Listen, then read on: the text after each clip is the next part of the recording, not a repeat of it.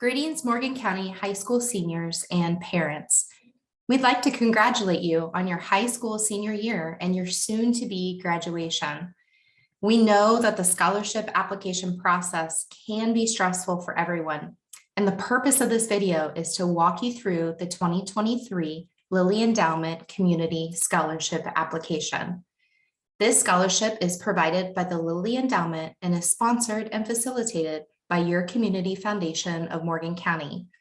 I'm Jessica, and I'm your Community Development Officer and Scholarship Coordinator. For beginners, you can see our website at cfmconline.org, and by hovering over scholarships, you then click Lilly Scholarships to access the 2023 Lilly Endowment Community Scholarship. Submissions for application are currently open and are open for application until 4 p.m. Friday, August 26th. You'll hear me say this a few times, but there are no exceptions to this deadline. The high-level information of the Lilly Endowment Community Scholarship is on this page. You can see the eligibility in order to apply and what you'd receive as a scholar of this community endowment scholarship. We do award 2 scholarships to 2 Morgan County High School seniors, and it does pay full tuition and required fees for 4 years, plus required fees, like I said, and a $900 book stipend each year. You'll see the timeline on our website as well, which are important deadlines that you can expect when your application is due and when you can expect to be invited for a final interview, and when you'll be notified if you are a scholar. Next, I want to point out that you can download a guide that we put together for you.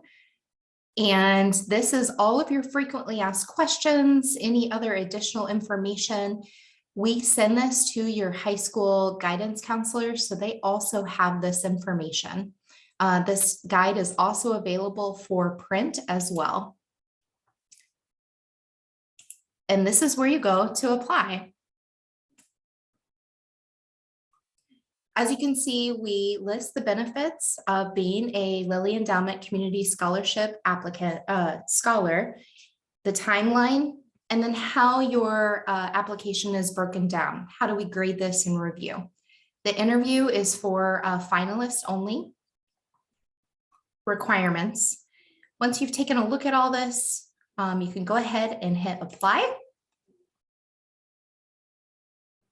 Note that you can move through this application at any point in time and save it and come back to it. But first, you'll see that you'll be brought to eligibility. You must meet each of these eligibility criteria in order to apply for the Morgan County Lilly Endowment Community Scholarship Program.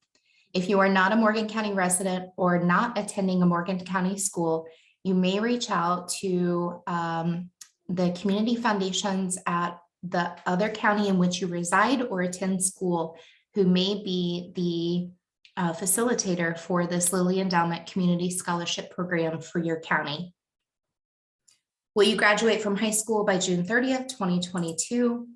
Do you intend to pursue a full-time baccalaureate study at a higher education institution in Indiana? And do you currently attend a Morgan County high school or resident of Morgan County? Go ahead and hit submit.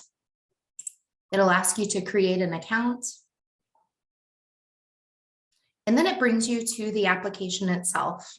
Now, the first page is information, again, for the deadline, super important, your information, and then describe yourself in 1 or 2 sentences.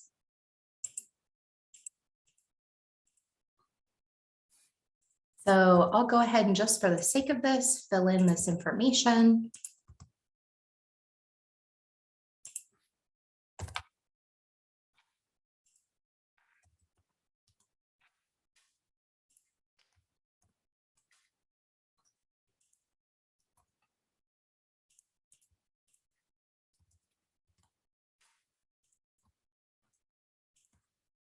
Note that any fields that are in the red asterisk are required throughout this application process.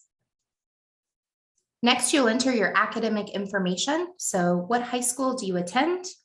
Your expected graduation date.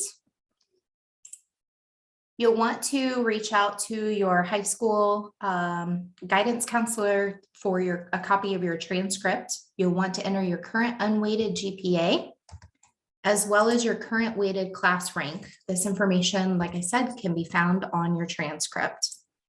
If you've taken any AP placement tests, please go ahead and list your scores here. If you have not done any advanced placement tests, just put NA. Will you be receiving the Academic Honors Diploma upon graduation? This section is super important. This is actually for a transcript to be sent to us from your high school guidance counselor. So you'll go ahead and enter your guidance counselor's first name, last name, and email address. I'll go ahead and enter mine just to show you, but the system will automatically send a request to your high school guidance counselor for them to send in a copy of your transcript. It will also be due to us by the August 26th deadline at 4 p.m. and there are no exceptions to this deadline. Next, we'd like to know if you've applied to any universities. Like I said, this scholarship is for students who will be applying to a four-year university and intend to graduate with a bachelorette degree. And if you have not applied to any universities yet, you can simply just say, I have not applied yet. Let us know if you've been accepted into a college or university, and if so, what universities you've been accepted to, and then what's your intended major. Go ahead and select next. You'll see the pop-up, a recommendation or information request will now be sent to the email of your guidance counselor. It's your responsibility to follow up with your guidance counselor to ensure that they send in your transcript on your behalf.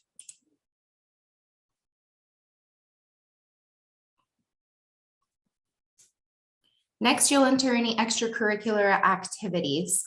We'd like to know if you have been involved in anything throughout the past 3 years. This can also include volunteer work. Go ahead and list in order of importance to you. And was it a one-time event? Was it once a week, once a month, etc.? If you're currently involved, and of course, any leadership positions, awards, or recognitions. At this point in the application and moving forward, you will see sections that look like this. This is essay format, so it's not yes, no, date kind of entry. So I recommend on any spots that are essay format that you actually start this in Microsoft Word. Gives you the ability to use spell check, make sure everything looks professional, and that you also entrust this to a parent, perhaps a teacher, a coach. Have them take a look at this and just make sure that everything looks correct. Remember, this is a competitive process, so you want to make sure that you're putting your best foot forward. So you'll go ahead and enter that. If you need time to put these together, you can always scroll down and hit save. You can see that I'm hovering over that right now. And then you can log into this application and complete it anytime before 4 p.m. of August 26th. So like I said, extracurricular activities, and this is where you'll put in any work. Have you had a job while you've been completing your high school career? If not, feel free to put in not applicable, but you'll put in your employer information for what is most recent. And as you can see, there's an asterisk in these fields. So these are required fields, and you won't be able to submit your application without this information. Also a spot for volunteering at the bottom. Once complete, you'll hit next. The essay question for this year is, what change would you like to lead in the world? Big question. What drives you? What do you think should be a part of improving the world around you? We'd like to hear about it. Again, since this is an essay format, I'd recommend starting it in Word, having somebody proofread this for you, and then go ahead and enter that information here in the essay. You have a maximum word allowance of 250 words. Once complete, you'll select next. Okay, and now you're brought to financial information. You've got another essay. We'd like to know, how do you plan on paying for college? How will the scholarship affect your ability to go to college? Do you have any hurdles in being able to afford your four-year degree? We don't require family financial information, and we don't require the FAFSA that you will have completed with other universities. It's a required field. You can see the asterisk. It's an essay format. Start it in Word, have it proofread. I'm just putting X in these boxes just so that we can move forward in the essay. It's obviously not something you'll do. You'll enter your own information, but it allows me, since it's a required field, to move forward in showing you the application. You have a maximum number of words for the financial essay section of 300 versus your 250 on your essay. And then you'll select next. Okay, references, super, super, super important. One reference is required. Quite honestly, I recommend skipping to this section first if you can.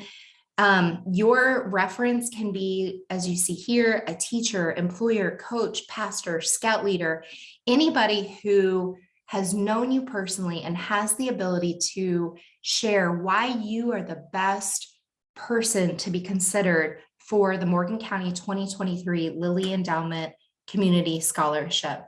You'll want to ask your reference as soon as possible to complete this. You got to keep in mind it's summertime. They're busy. They've got stuff going on in their own lives and their own families. It is your responsibility to follow up with your reference and remind them that they have the same deadline as you of 4 p.m. August 26, 2022.